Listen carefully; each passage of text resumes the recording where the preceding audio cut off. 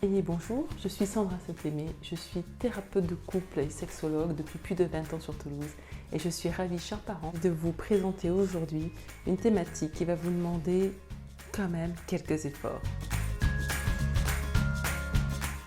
Ah, la famille recomposée.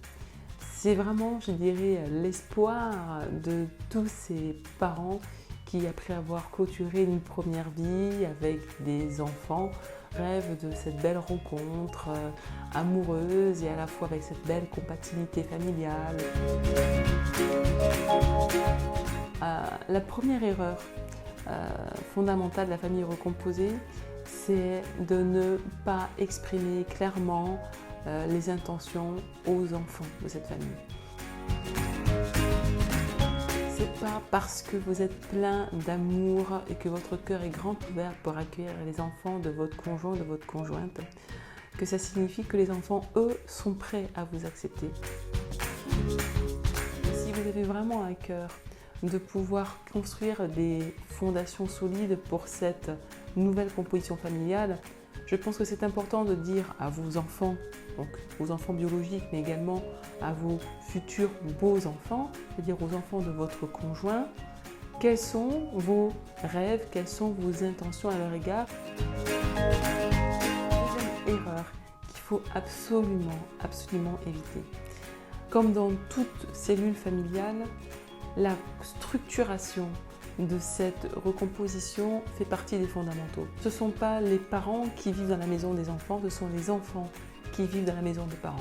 Vous avez peut-être fait le choix de venir vivre dans la maison de votre conjoint, de votre conjointe, parce que c'était peut-être plus pratique comme ça, ou c'est peut-être effectivement des raisons financières qui vous poussent à choisir l'un des deux foyers. L'essentiel, c'est que vous puissiez vraiment vous positionner en tant qu'adulte et référent dans ce foyer. Il est impératif déjà pour vous-même en tant qu'adulte et ensuite pour les enfants lorsque vous allez leur expliquer votre positionnement, de bien vous rappeler que même si ce ne sont pas vos enfants de sang, il reste quand même des mineurs dont vous allez avoir la charge et finalement la responsabilité au quotidien. Peut-être que vous passerez un jour par la fameuse phase où l'enfant va vous dire « t'es pas mon père, t'es pas ma mère, en gros t'as rien à dire ». Et je crois que c'est vraiment quelque chose qu'il faut anticiper. Il faut que chaque parent dise à son propre enfant devant le conjoint, c'est-à-dire devant le beau-père ou la belle-mère, voilà, à partir de maintenant, sache que chaque adulte référent a son mot à dire en ce qui concerne les règles de vie de la maison et surtout à l'application de ces règles de vie. Troisième point très important, si vous voulez vraiment que cette famille recomposée soit fonctionnelle, il est important que les éléments de fonctionnement soient à la portée des deux adultes référents. C'est-à-dire que ce soit pour poser les limites, pour féliciter les enfants, que ce soit pour pouvoir leur proposer des activités, il faut que les deux parents soient en mesure de pouvoir le faire.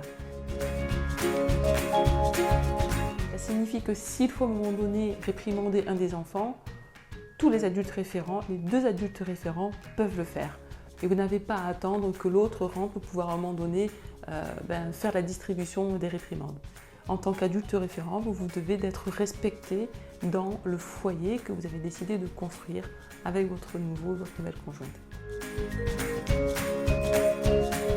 Quatrième élément, l'amour, ce n'est pas quelque chose que l'on peut demander. On ne peut qu'espérer que dans une famille recomposée, les affinités se créent et qu'il y ait du coup des sentiments qui naissent. Je pense qu'il est également important que vous passiez du temps avec vos beaux enfants sans la présence de leurs parents.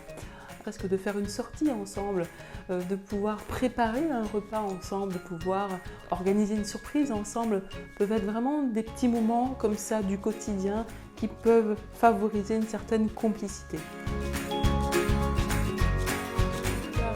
Sachez que la famille recomposée, c'est un très beau projet, mais qu'il faut vraiment manier avec beaucoup de délicatesse. Et je vous dis à très bientôt pour une prochaine vidéo en mode famille.